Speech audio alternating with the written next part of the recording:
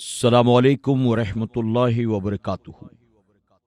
میرے پیارے آقا علیہ الصلاۃ والتسلیم کے پیارے دیوانوں، خاتون جنت حضرت فاطمۃ الزہرا رضی اللہ تعالیٰ عنہا کی کنیزوں، مکاشفۃ القلوب کے ایپیسوڈ نمبر 98 میں آپ تمام کا استقبال ہے۔ الصلاۃ والسلام علیک یا رسول اللہ، الصلاۃ والسلام علیک یا حبیب اللہ،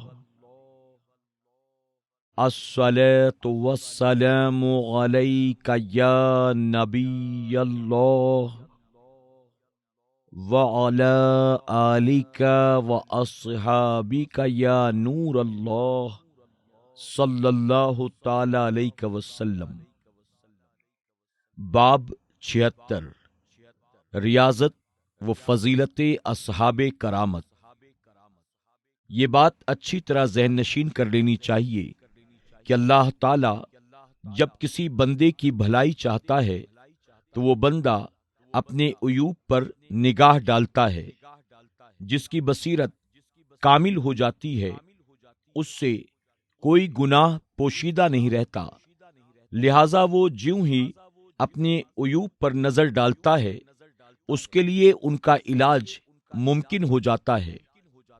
لیکن اکثر جاہل اپنے عیوب سے ناواقف ہوتے ہیں، وہ دوسرے کی آنکھ کا تنکا تو دیکھ لیتے ہیں مگر انہیں اپنی آنکھ کا شہتیر بھی نظر نہیں آتا۔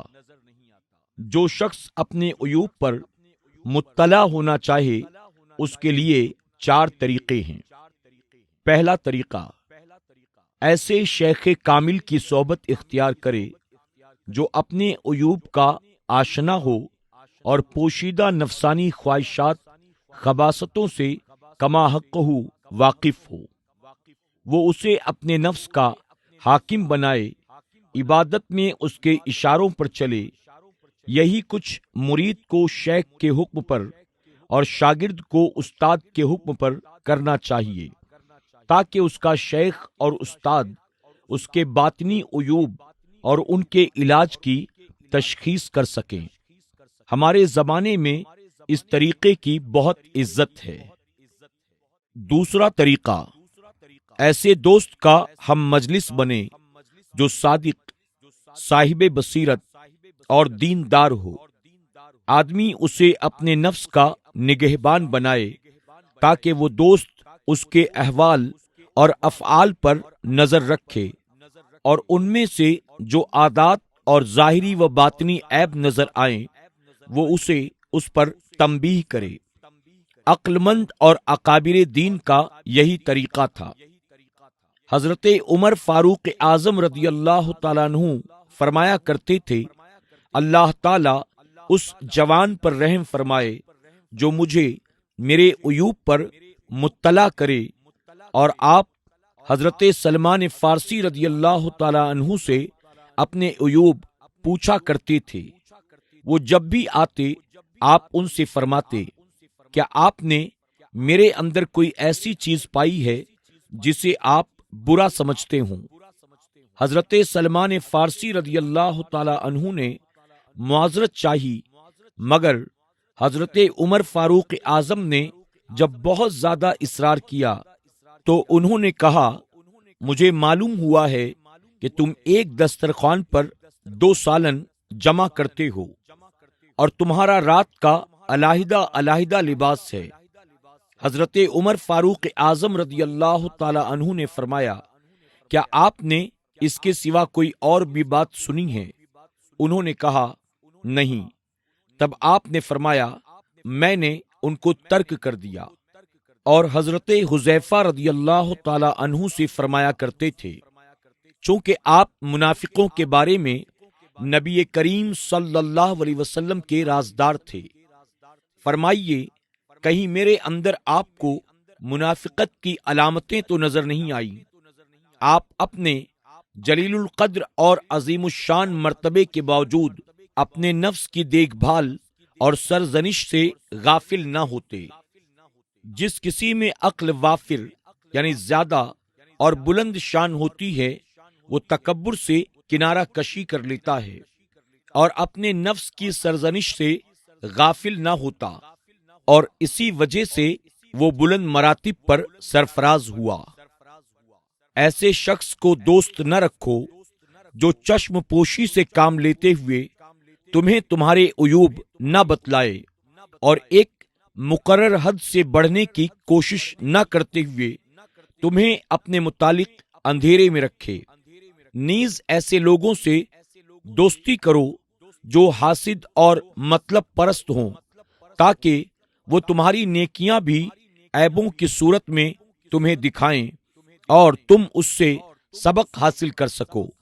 اور ایسے چشم پوشی کرنے والے دوست سے بچو جو تمہاری برائیوں کو خوبیاں کہے۔ اس لیے کہتے ہیں کہ حضرت داؤد طائی رحمت اللہ تعالی علیہ نے لوگوں سے عزلت نشینی اختیار فرمائی، تو کسی نے پوچھا آپ لوگوں سے میل جول کیوں نہیں رکھتے؟ تو آپ نے فرمایا میں ایسی قوم سے کیسے تعلقات رکھوں جو مجھ سے عیب چھپاتے ہیں۔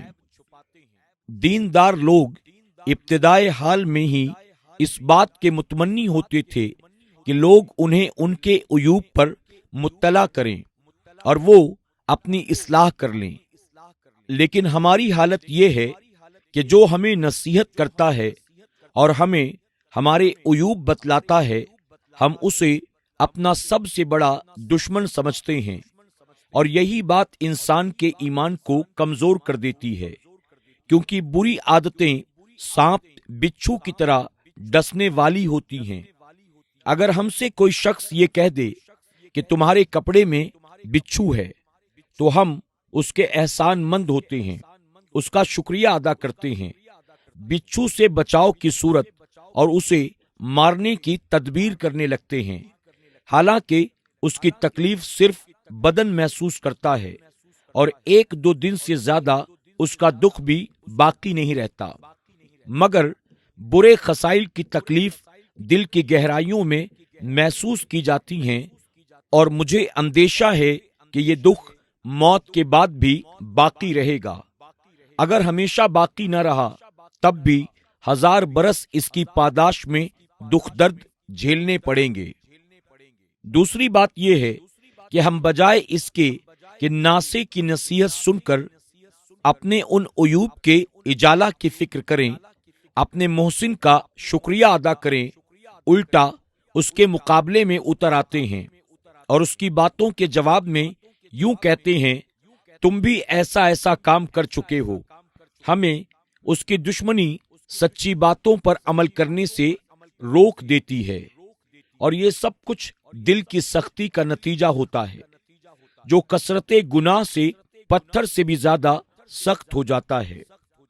ان کا منبع و مرکز ایمان کی کمزوری ہے، لہذا ہم اللہ تعالی سے دعا کرتے ہیں کہ اے رب ذوالجلال ہمیں راہ راست پر چلنے کی توفیق دے، ہمیں اپنے عیب دیکھنے، ان کا علاج کرنے کی ہمت دے، اور ہمیں اپنی رحمت کے طفیل ہر شخص کا شکریہ ادا کرنے کی توفیق دے جو ہمیں ہمارے عیبوں پر مطلع کرے۔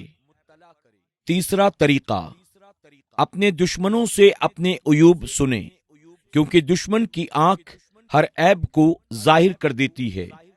عقل مند انسان کینہ پرور دشمن سے اپنے عیوب سن کر ایسے چشم پوشی کرنے والے دوست سے زیادہ نفع حاصل کر سکتا ہے جو اس کی تعریف و توصیف کرتا رہتا ہے اور اس کے عیب چھپاتا رہتا ہے۔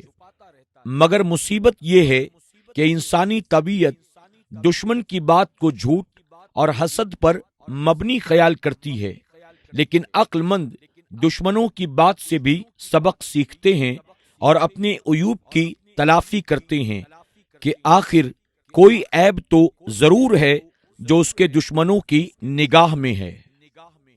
چوتھا طریقہ، لوگوں سے گھل مل جائیں، ان کا جو کام اسے اچھا لگے اسے اپنائیں، اور جو کام اسے برا لگے اس میں غور و فکر کریں کہ کہیں ایسا تو نہیں کہ اسے اپنے عیوب دوسرے کے آئینے میں نظر آ رہی ہیں، کیونکہ مومن کا آئینہ ہوتا ہے، لہذا دوسروں کے عیوب کے آئینے میں اپنے عیب تلاش کریں، اور وہ جانتا ہے کہ نفسانی خواہش میں طبیعت ایک دوسرے کے قریب ہے۔ جو چیز ایک زمانہ کے لوگوں میں ہوگی وہ دوسرے زمانہ کے لوگوں میں بھی پائی جائے گی، لہذا اسے اپنے نفس میں تلاش کرنا چاہیے اور اپنے نفس کو بری چیزوں سے پاک کرنا چاہیے۔ میں سمجھتا ہوں کہ ادب سکھانے کے لیے یہ گر کافی ہے۔ اگر لوگ ان تمام چیزوں کو ترک کر دیں جن کو وہ دوسروں سے محبوب سمجھتے ہیں تو انہیں کسی دوسرے ادب سکھانے کی ضرورت ہی نہ پڑے۔ حضرت عیسیٰ علیہ السلام سے پوچھا گیا کہ آپ کو ادب کس نے سکھایا؟ آپ نے فرمایا، مجھے کسی نے ادب نہیں سکھایا، بلکہ میں نے جاہل کی جہالت کو برا سمجھتے ہوئے اس سے کنارہ کشی اختیار کر لی۔ مذکورہ بالا تمام طریقے ان لوگوں کے لیے ہے جسے شیخ کامل، عقل مند صاحب بصیرت، عیوب نفس پر انتہائی مشفقانہ طریقے سے نصیحت کرنے والا، دین کے معاملات کو سمجھانے والا، اپنے نفس کی تکمیل اصلاح کرنے والا اور بندگان خدا کی اصلاح کا بیڑا اٹھانے والا رہبر نہ ملے۔ جس نے ایسے شیخ کامل کو پا لیا اس نے طبیب حاذق کو پا لیا، لہذا اسے اس کی صحبت لازم کرنی چاہیے، کیونکہ یہی وہ شخصیت ہے جو اسے اس کی بیماری سے نجات دلائے گی اور اس مہلک مرض سے نجات دے گی جو اسے دھیرے دھیرے ہلاکت کی طرف لے جا رہی ہے۔ سمجھ لو کہ ہم نے جو کچھ بھی ذکر کیا ہے، اگر تم اسے عبرت کی نگاہ سے دیکھو تو تمہاری بصیرت کمال پر پہنچے گی، اور علم اور یقین کی وجہ سے تم پر دل کی تمام بیماریاں، تکلیفیں اور ان کے علاج ظاہر ہو جائیں گے۔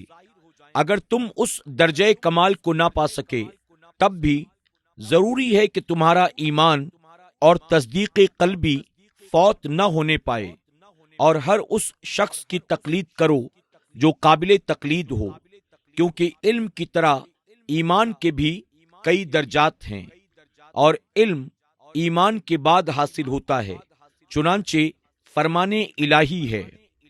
مفہوم: اللہ تعالی ان لوگوں کو جو تم میں سے ایمان لائے بلند مرتبہ دے گا، اور جنہیں علم دیا گیا ہے انہیں درجات دیے جائیں گے۔ لہذا جس شخص نے یہ جان لیا کہ نفس و شہوات نفسانی کی مخالفت ہی اللہ تعالی کی طرف جانے کا راستہ ہے، اور وہ ان کے اسباب و علل تک کما حقہ رسائی حاصل نہ کر سکا، وہ ایمانداروں میں سے ہے۔ اور جب کوئی شخص شہوات کے ان معاونین پر مطلع ہو گیا جن کا ہم نے ذکر کیا ہے تو وہ ان لوگوں میں سے ہے جنہیں اللہ تعالیٰ نے علم دیا اور جن سے اللہ تعالیٰ نے بھلائی کا وعدہ فرمایا ہے۔ اور جو شخص ان امور کو مد نظر رکھتے ہوئے قرآن و سنت اور علماء اکرام کے اقوال سے دین کی حقیقت کو سمجھتا ہے اور ایمان کی پختگی چاہتا ہے، اس کا مرتبہ بلند و بالا ہے، فرمان الہی ہے۔ مفہوم: اور جس نے نفس کو خواہش سے روک دیا پس بے شک جنت ہی اس کا ٹھکانہ ہے۔ اور مزید ارشاد فرمایا، یہی وہ لوگ ہیں اللہ تعالیٰ نے جن کے دلوں کو تقوی کے لیے خالص کر لیا ہے۔